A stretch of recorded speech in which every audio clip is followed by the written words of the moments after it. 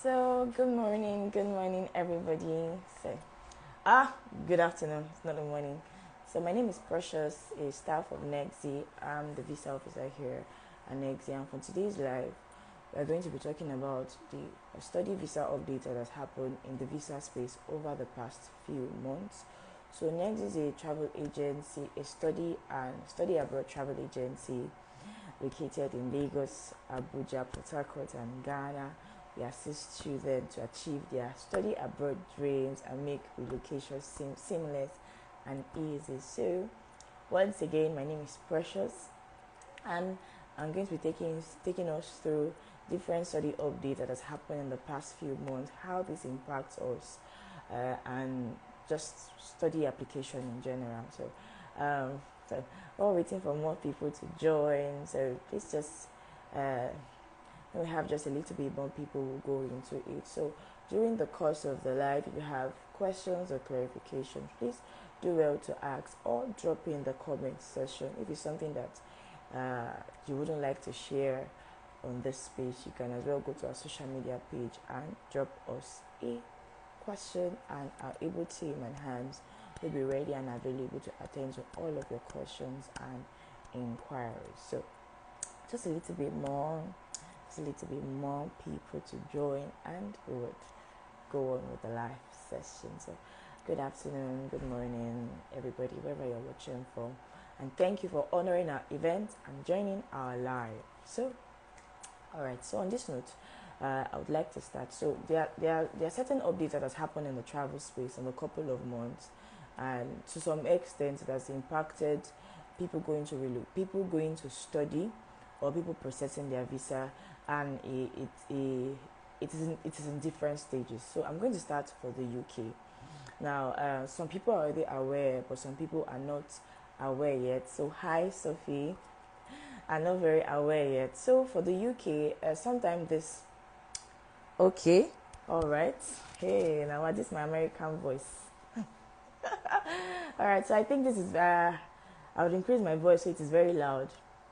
So sometime at the beginning of this year, not the beginning of this year, mid this year, the UK announced that come January 2025, they'll be increasing their living expense. So what this means is that if you're going to study for any intake, say in January, September, or in between, the living expense that you'll be presenting is different from what we presented this year.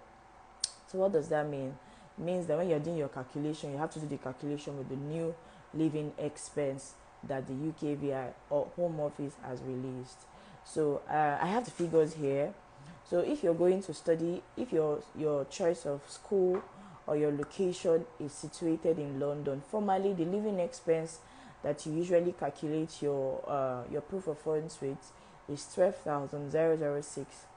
But come January 2024, it has increased by over £1,000 and is around 13,347. So if your school is situated in London, you want to calculate your proof of funds with 13,347 so that your proof of funds is not short and your application is not rejected. So if you are studying in any institution or your choice of study is outside London, the living expense required before was 9,207, but come January 2025 and moving forward, you have to present a proof of funds for those going to study in schools outside London for 10,224. Now allow me to reiterate. If you're going to study in a school in London, right, you now have to present a proof of funds at 13,347 pounds. If you're going outside London, you now have to show a proof of funds 10,224. This is plus your balance tuition fee if you have not finished paying your tuition fee. But if you have finished paying your tuition fee or tuition deposit, then you just have to present this amount. So another update that went live, I think this month. The announcement was made last month, but it came live this month, is that the UKVI has changed their VAC service provider. So what is VAC, just in case you don't know? VAC is an acronym for Visa Application Center. So they are the liaison person between the applicant and the embassy. So they are in charge of collecting your documents, taking your biometrics and fingerprint, and sending it to the embassy, and when there's a response they bring it back. So until this month, until the 17th of this month, the VAC that handles for UKVI, which I'm very sure some people are aware of, is TLS. However, TLS no longer handles application for UK. So effective November 17, all application has to go through VFS. So if you have an application with the UKVI that you have not submitted, please don't be alarmed if we tell you that TLS no longer handles the application but VFS. However, if you have submitted your passport already at TLS and you've not gotten a response to come and pick up, do not be alarmed as well. TLS has agreed, or they've also stated that all passports that were not picked up until November 17 will be transferred to VFS. So expect an email from VFS to come and pick up your passport. However, 100% closed down, TLS will applicants will no longer have access to any of TLS services by December 19th. So while all of the internal processes is still going on, just be rest assured that TLS no longer works with the UKVI, VFS now works with UKVI. Now another update is that formerly TLS had I think they had 5 locations. They had 2 in Lagos, 1 in Ikeja, 1 on the island. They had a location in Abuja, and they had 2 premium centers in Port Harcourt and Enugu. However, because of this move, the premium centers at the moment, I don't know for the future, are no longer existing. So no centers. There's no center in Abuja. There's no center in Enugu anymore, and there's no center in Port Harcourt. However, the centers in Lagos, Ikeja, and VI in Abuja are still existing. It's just that the location has changed. So before, for TLS, the location for submitting in Ikeja was at Etiebet Mall, Maryland. But now, the location is now in Okpebi, Ikeja. So please, you can reach out to us for more details about the exact address. So I don't bite my tongue. I think it's at Ileoja. I don't know if I pronounced it well, but I think it's at Ileoja. Then on the island is at Churchgate. So you can reach out to our team just in case you're having discrepancies, or if we're handling your application, we can give you the exact address. So VFS only has presence in Lagos and Abuja, and they've maintained their Ikeja presence and their VI presence and Abuja presence. However, the location fee for VI still stands. When UK was working with TLS, VI had something that they call a location fee. Now that location fee was £76. Now it still stands. The only difference is that unlike before, you can now pay the Naira equivalent, which as at today is 167,000. So if you're looking at submitting your application, your UK application on the island, please be rest assured, excluding every other fee that you might want to pay, there's a what's that in English? There's a fixed location fee that every applicant submitting on the island would have to pay, and that is £76. The equivalent in Naira as of today is 167,000. Now, the other changes that has happened in this migration is that for TLS, there were certain services that were available, and that services like we had prime time, we had flexi appointment, we had premium lounge. I think this was the 3: premium lounge, flexi appointment, and prime time. Prime time is that you get to go to the VAC or the application center outside working hours. Flexi appointment means that you can walk into the VAC at any time of the day as long as you have an appointment. So for flexi appointment, you are not fixed to a time. Premium lounge is that you'll be given a special room to sit. They'll probably give you coffee and treat you like a king, But for VFS only maintained prime time and premium lounge. And coupled to this, the prices has changed. For TLS, premium lounge was formerly 100,000 naira. But for VFS, premium lounge is 200,000 naira.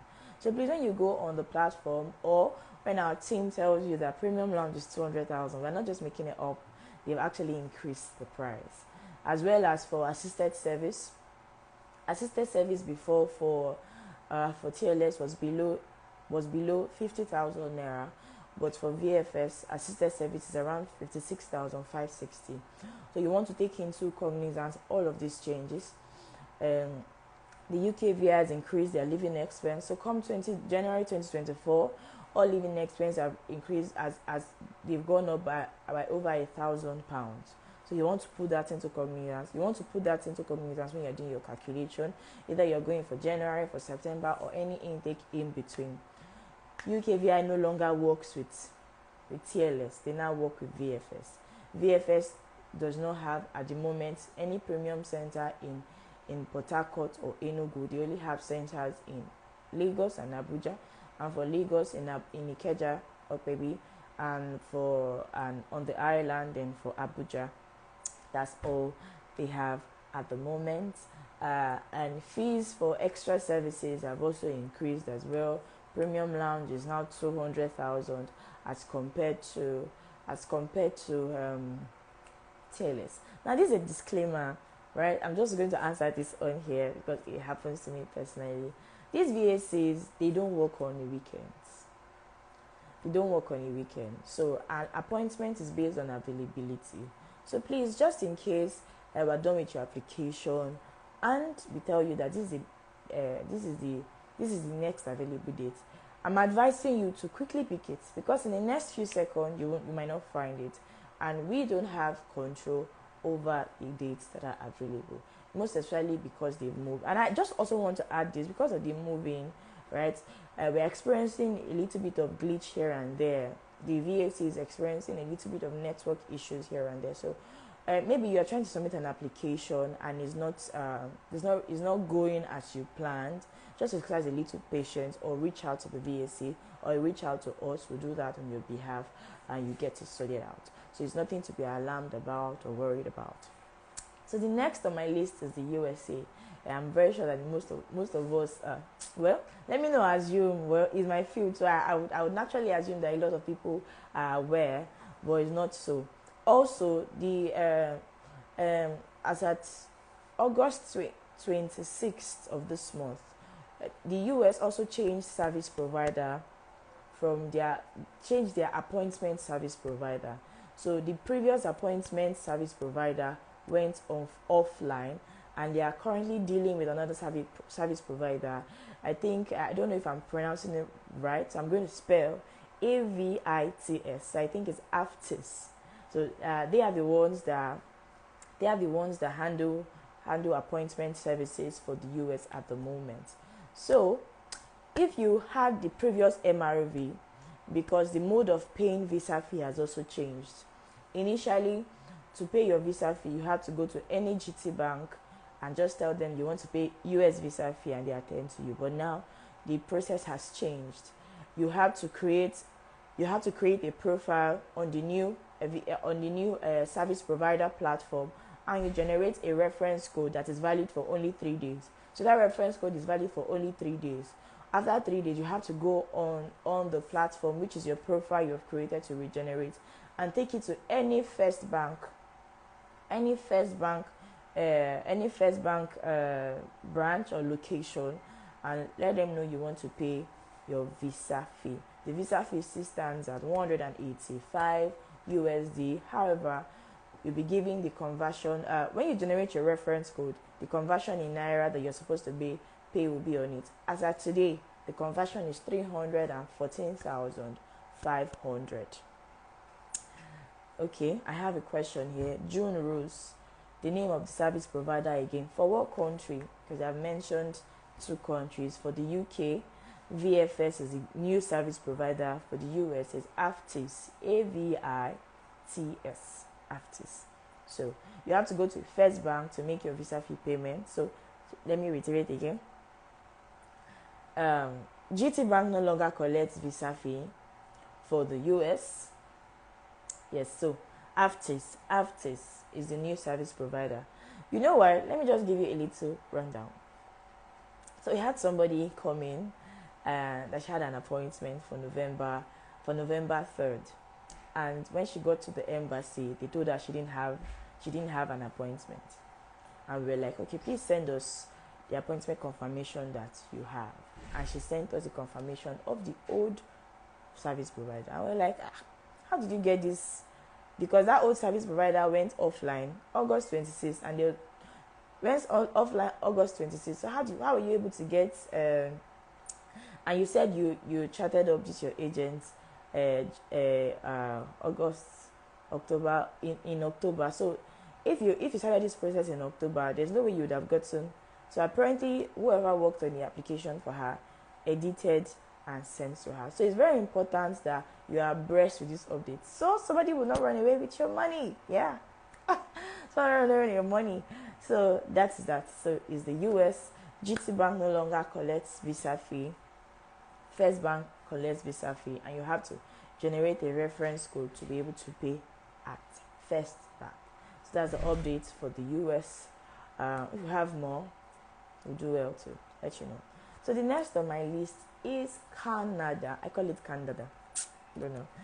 It's Canada. So I'm very sure at this point, most of us are already tired of Canada, but don't be tired. Canada is still giving visas.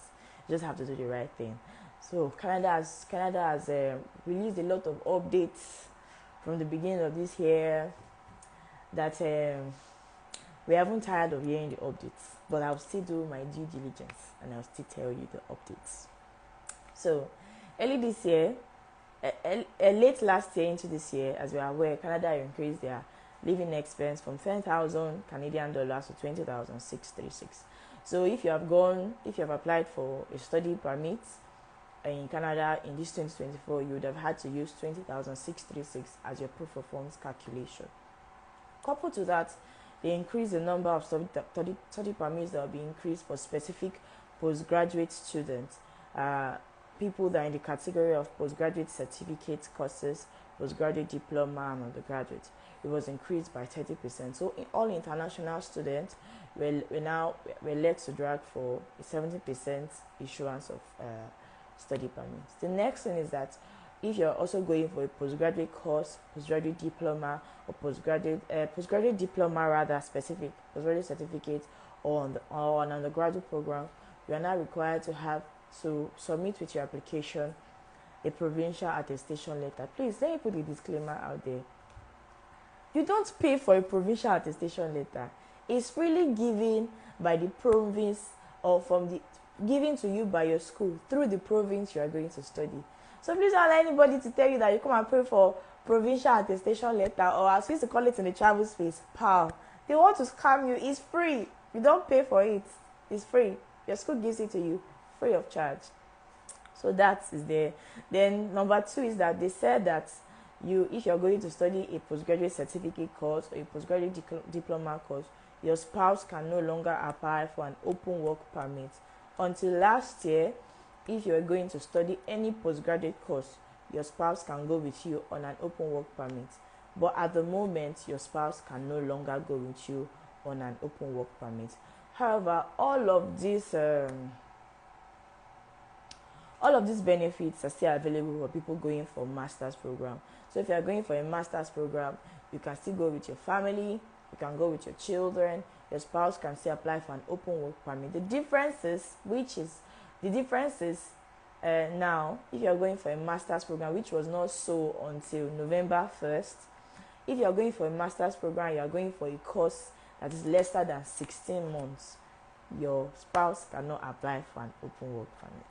So in as much until November, January till before November, regardless of the course you are going for, your spouse, as long as it's a master's program, your spouse can apply for an open work permit. But effective November 1st, if you are going for a course that is less than 16 months and is a master's degree, your spouse most likely would not be eligible to get an open work permit.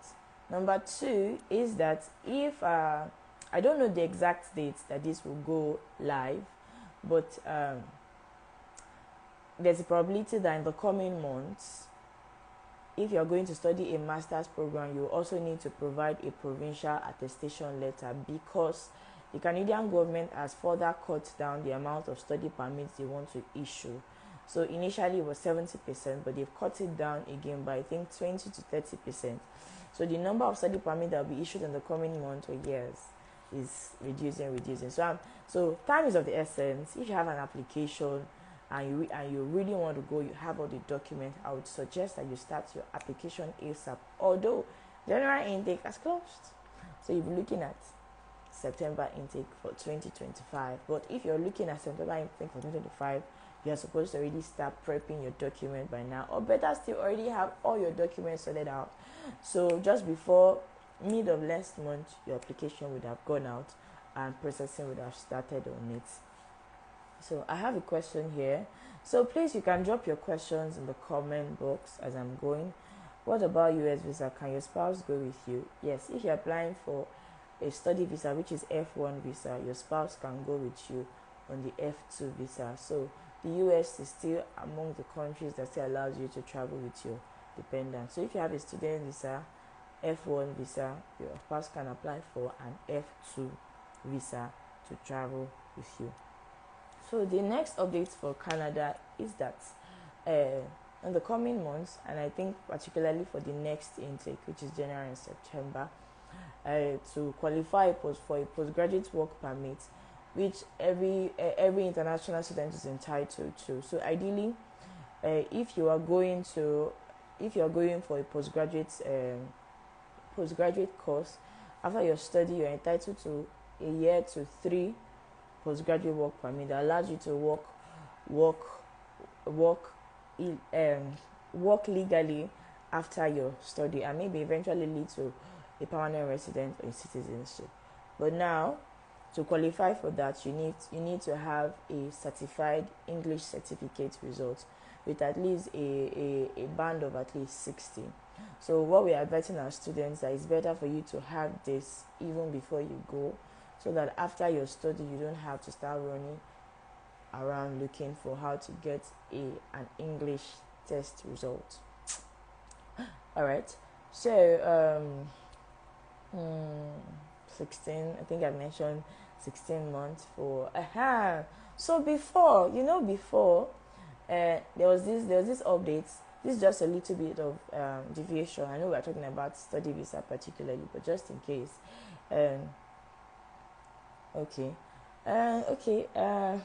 Can I list the schools that are available for April-May intake? Okay. I can categorically list that up on here. So you can send us a message and our counselors will attend to this question. So please, you can go on our social media page. You can chat up any number there, or you can send a direct DM and they'll let you know the schools that are available for April and May intake. There are a lot, and it also depends on your credentials as well. So you can send a direct message and we will attend to that. All right, thank you so much. So as I was saying earlier, before I stop to answer that question, right? So before, there was this last year, if you enter Canada with a visit visa and you're able to get a job, you can switch from a visit visa to a work visa without exiting Canada. However, that has been stopped, so you can't do that anymore. So if you're in Canada with a visit visa, just know that you cannot switch to a work visa. It will be illegal. You won't be able to get it. So another thing is that before, if you already have a study permit, and maybe for some people they will go and study a postgraduate diploma and now eventually want to proceed to go and study a master's degree. Usually that was easy. You just apply to the school and you get it. But the new law is that if you must switch, you have to apply for a new study permit. That means getting a study permit to go and further your studies again might be a 50-50. So unlike before that you can just switch from your previous school and move into this other school, you have to now properly apply for a study permit to gain access to the schools. So I think these are the major updates that we have. So why is it important to have all of this, to know it? Number one, so that you are not susceptible to scammers out there. There are a lot of people that are giving out false information and by so doing extorting money from people. But having this information and knowing it, you are able to shield and guard yourself from these extortioners. As well, it also helps you not to make a mistake and a wrong planning and investment. If you have all of this in plan for, say, Canada now, and maybe you have the plan of eventually bringing your family in, okay, maybe you are going for a 1-year master's. Now it will help you to now properly, it will help you to now properly plan. Okay, rather than go for a 1-year master's, I'll go for a 2 years, so I can eventually bring in my family. Oh, okay, now I need an IELTS results to get a postgraduate. Oh, let me quickly write that before I start my application. Okay, how about people that intend to get PR after studying as an undergraduate? Well, I can't categorically give an answer to that, since I really don't know how the PR system works. But as of the moment, I don't have a definite response as to that. I'm sure that what I'm very sure of, that PR is getting a PR rests on a lot of factors, and not just studying. You need to have certain work experience. You need to have lived in Canada for a certain period. You need to meet a lot of qualifications to get a PR. What I'm very certain of is that once you are done with your study, you are eligible to a 1 to 3 year postgraduate work permit that allows you to work, gain the necessary work experience you need to gain in Canada, then eventually go in for your PR. However, there are some jobs that offers free pathway or easy pathway, especially jobs that are jobs that are on the shortage spectrum in Canada, that offers you free easy pathway to getting your PR card. But I can't give a definite response to that, since it's not I currently don't actively deal in that field, and I don't want to give a false information. So you can as well also send me a direct message. Let me also get in details what you would like to know and the genesis of this question, so I can know how I can help you from my end. So okay, I think I'm done with most of the updates. So I'm waiting for your questions to come in so I can clarify and give answers and give response. Please ask me all of the questions that you like to ask, or clarifications that you need to ask, because I'm done with most of the updates. These are the current and trending.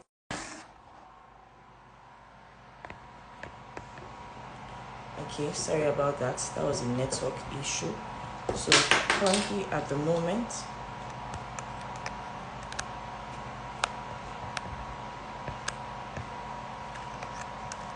okay, just give me a few minutes. I had a little bit of accident here. Okay.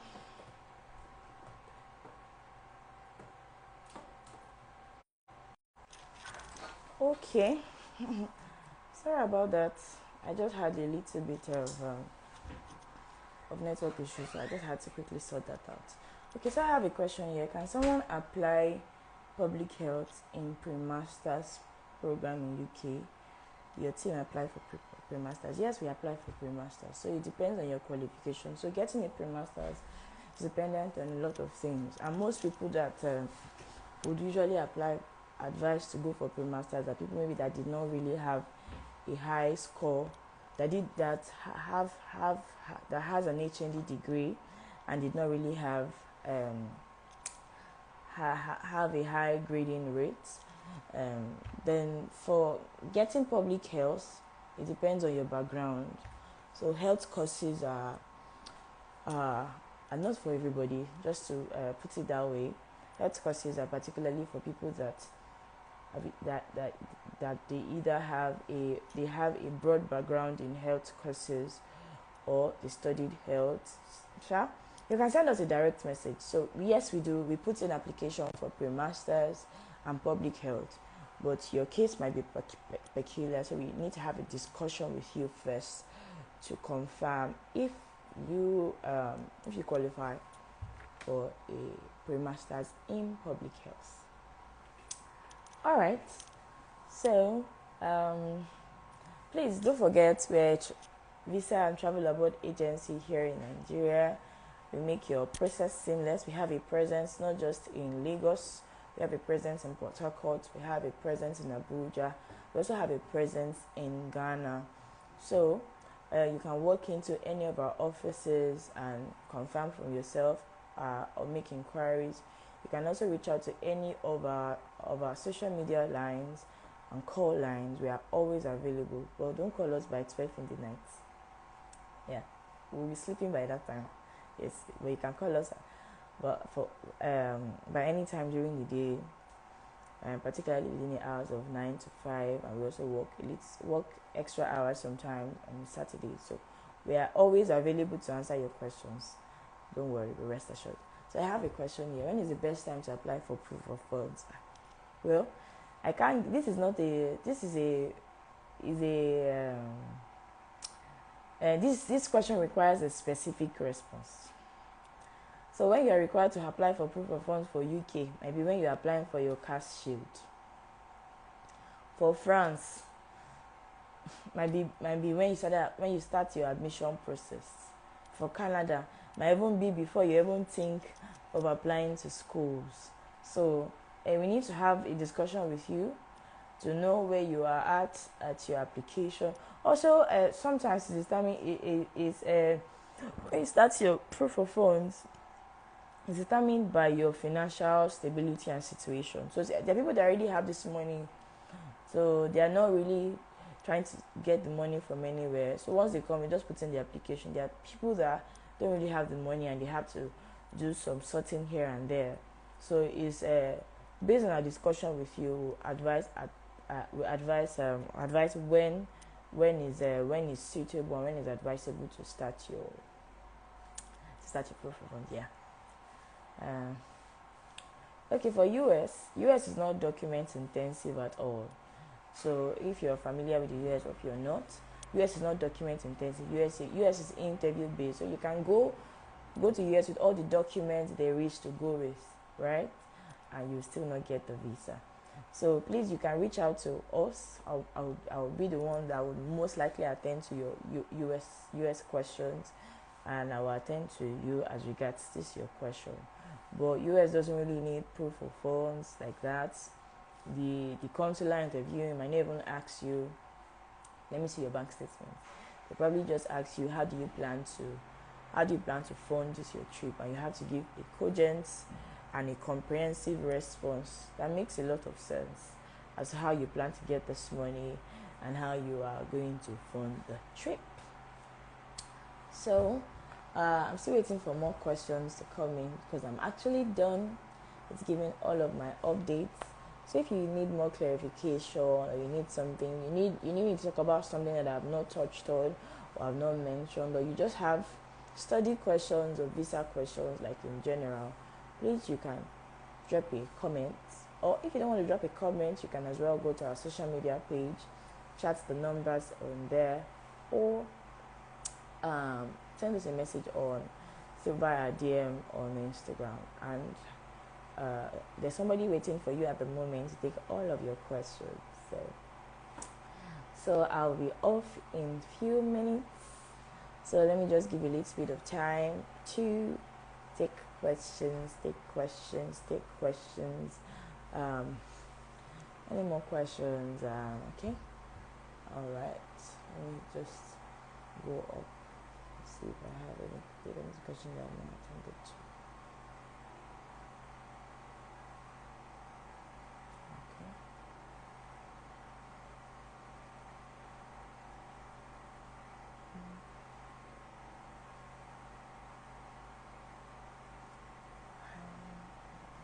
Okay. All right. So I have attended to all of our questions and inquiries. So since there are no more questions coming in, and I'm right about done with all of my all my updates and the likes. So I hope this was an insightful session, packed with a whole lot of information. And if there's anything I didn't touch on or something you need further clarification on, please our DMs, as I said, and our WhatsApp pages, all our social media pages, and our offices are open to receive you. So on this note, I think this is a bye for me until next week. So please do have a lovely and productive day and the rest of your week. So bye to this.